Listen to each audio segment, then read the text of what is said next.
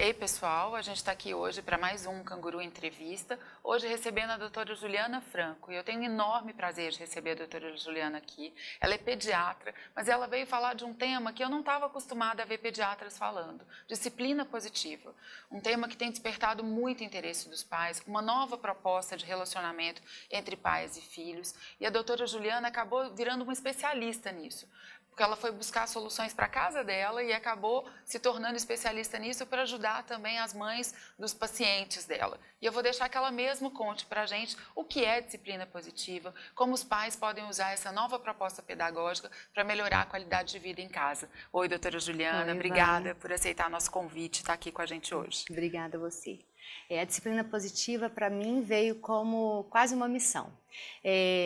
Eu estava meio cansada da forma de educar que eu tinha com os meus filhos, uma forma mais autoritária, que às vezes vacilava também para uma forma permissiva, e fui buscar uma alternativa e conheci a disciplina positiva, a educação positiva. Começando do início, a disciplina positiva é como se fosse uma filosofia. Ela é um equilíbrio entre o autoritarismo e a permissividade. Eu estava não gostando mais de estar em casa, e isso me afligia muito. Eu adorava trabalhar, adorava estar trabalhando e sempre estava incomodada de voltar para casa e ver o caos que ficava a minha casa, né? Os dois filhos mais velhos brigando, a pequenininha gritando muito, eu gritando também. Então, eu descobri a disciplina positiva e as coisas começaram a mudar. E mudaram de uma forma muito rápida. Então, eu primeiro fui descrente no que realmente era, fui buscar mais informação, vi que a disciplina positiva já tem estudos científicos, tanto na neurociência, na neurofisiologia, já há 40 anos, então tem estudos já que comprovam a eficácia da disciplina positiva. A disciplina positiva é apenas um olhar mais respeitoso para a criança. É olhar a criança como indivíduo, respeitar os sentimentos dela e respeitar principalmente a evolução do cérebro dela, né? Então a criança, ela faz birra porque ela realmente tem um cérebro ainda limitado, né? Então quando ela tem as emoções, ela tem os sentimentos, ela não consegue nomear esses sentimentos e isso vira uma birra. Então, a disciplina positiva, ela tem 5 princípios básicos que a gente fala. O primeiro é a conexão, então fala que toda criança precisa se sentir conectada e pertencente. Eu sempre fui uma defensora da criação com apego e realmente essa conexão vem desde a gestação. Né? Então, Esses são os 5 princípios que os pais precisam estar atentos para conseguir implementar dentro dos casos uma disciplina positiva. Isso, é o que rege a disciplina positiva. A gente tem 52 ferramentas para aplicar esses 5 princípios. Tá? Esse primeiro princípio, que é a conexão, é você entender que a criança passa por essa evolução do cérebro. Então, em determinada idade, você não pode exigir da criança mais do que ela pode dar. Então, você tenta, como pai ou como educador, a validar os sentimentos daquela criança, a nomear os sentimentos. Né? Um exemplo básico que você consegue fazer conexão com o filho é ele começar a fazer uma birra no shopping, numa loja de brinquedo. Uma situação clássica. É a mais comum, então eu sempre dou esse exemplo, porque todo mundo já passou por isso, ou pelo menos a maioria das pessoas, e o pai segura essa criança no colo, e em vez de gritar ou de ficar nervoso, ficar mais calmo do que a criança está e falar: filho, eu sei que você está cansado, eu sei que você quer muito esse brinquedo, eu sei que você vê esse brinquedo todos os dias lá na televisão, mas agora a gente não pode comprar esse brinquedo. E a criança vai continuar gritando, vai continuar berrando, porque ela não sabe expressar de outra forma, né? Ela está ali num ambiente que favorece o consumo mesmo, tá? Numa loja cheia de brinquedos que ela vê todos os dias na televisão, ou que ela que se sentiu atraída e ela não consegue falar eu quero, ela faz de tudo para que você ceda ao que ela está pedindo naquele momento. Então você tem que tirar também ela da situação, tentar distrair a criança e fazer essa conexão olhando no olho e falando bem baixinho: filho, não pode, agora não é hora de comprar. E a criança, ela responde de uma forma muito rápida. Então eu descobri que realmente as crianças, elas só precisam dessa empatia, de você se colocar no lugar delas. Então, quando você se coloca no lugar delas e sente o que ela está sentindo, a criança responde muito rápido. Então, assim, pode não ser da primeira vez, pode não ser da segunda, porque a gente está viciado num determinado comportamento. Que é dar a bronca ali, Isso. Né? E a criança está esperando a bronca, ela está esperando que você faça daquele jeito que você sempre fez. E quando você começa a agir com muita paciência, a criança vai vendo e vai sensibilizando, é impressionante. Então, assim, eu tenho mães que me falam, doutora, na primeira vez ele já respondeu. É impressionante. E tem mães que falam que não, na segunda, na terceira, mas, assim, o segredo dessa conexão é a paciência. Esse é o ponto de partida, depois tem 4 outros fundamentos. Isso. Quais são? Aí o segundo é o encorajar o respeito mútuo, que também passa muito por isso, né? Você tem que entender que a criança não aprende respeito por aprender. Ela aprende respeito com o seu exemplo. Então, se você respeita o seu filho, ele um dia vai te respeitar. As mães me falam assim, mas doutora, ele às vezes bate na minha cara. Mas eu falo assim, então você vai mostrar para ele que existe outro caminho, existe o caminho do carinho. Então, mostra para ele, porque ele só sabe expressar batendo que ele não está satisfeito. Então, todo mau comportamento tem um motivo.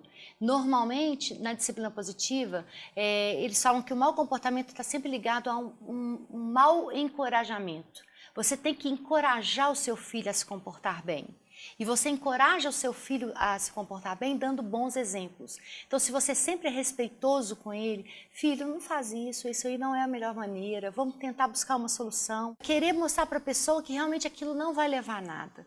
Então, eu sou muito desafiada a isso o tempo todo, que as pessoas me questionam, mas o castigo funciona, a palmada funciona. A curto prazo, sim, né? Mas a longo prazo, eu sou taxativa em dizer que não. Eu já fui assim, eu já gritei muito, eu já pus muito de castigo. O adolescente, você coloca ele de castigo, ele vai acostumando com o castigo. Aí você vai ver, você está colocando o seu adolescente 1 ano sem celular.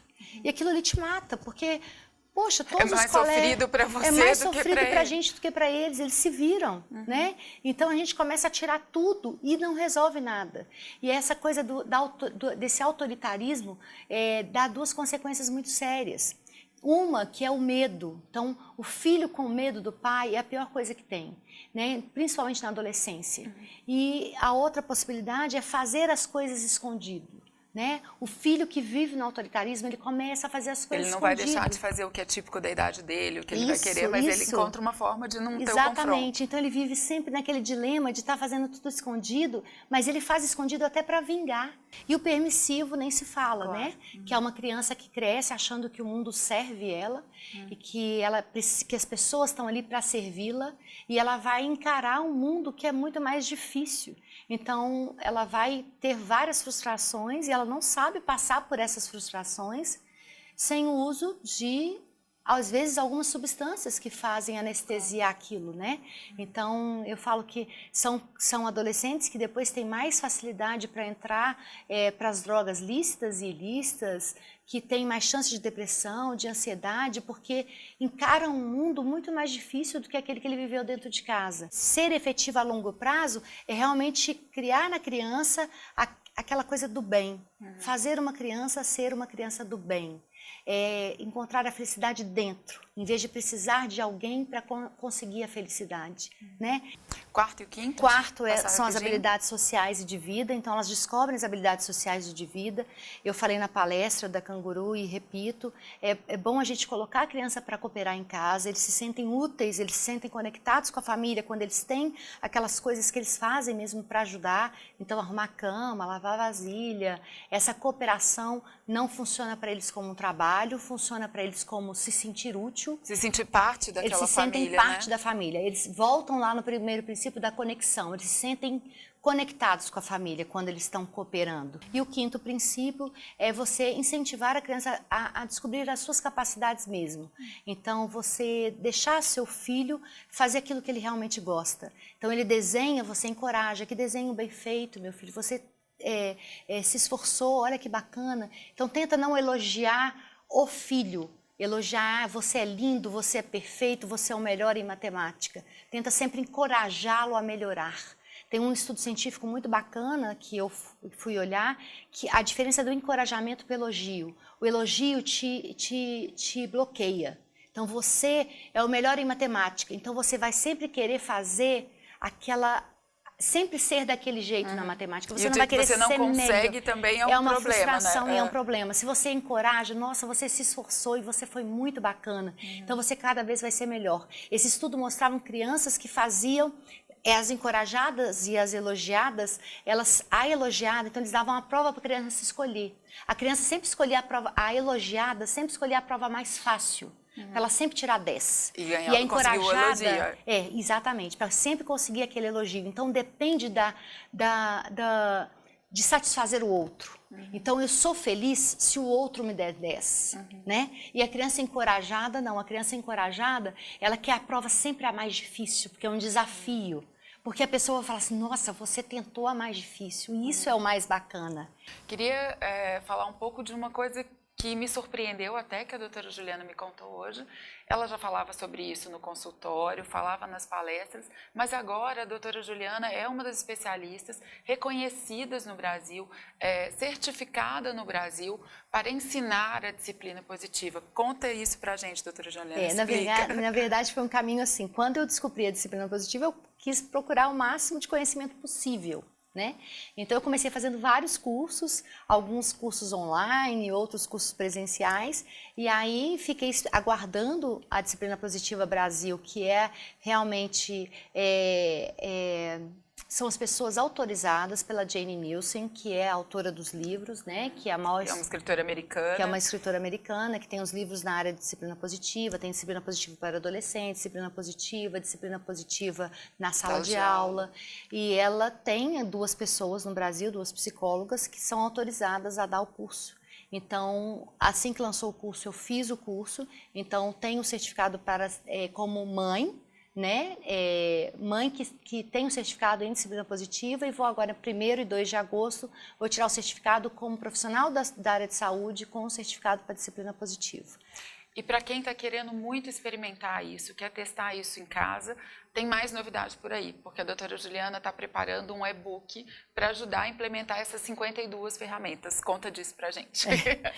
Na verdade, porque realmente virou um desafio para mim, virou uma missão. Né? Então, todos os relatos que eu tenho das mães que me mandam mensagem ou que me agradecem me motivam, assim. Realmente veio afetar a minha vida. Eu estava com a minha vida tranquila no consultório, fazendo aquilo que eu amo, mas eu descobri que eu poderia atingir muito mais mães do que aquelas mães que eu vejo dentro do meu consultório. E eu queria que todas as pessoas tivessem realmente a experiência que eu tive dentro da minha casa de transformação. Porque nada como ter uma casa de paz, nada como ter a paz dentro da sua casa.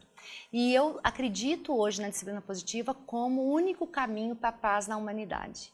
Então, eu falo que não é uma utopia, é uma coisa que eu acredito profundamente. Que se a gente transformar essas crianças, transformar essa geração, a gente vai estar transformando o mundo, né? Porque o mundo precisa disso, precisa de adultos empáticos, de adultos solidários, de adultos que vejam a dor do outro e se comovam com a dor do outro e que façam coisas para modificar realmente, né, a realidade.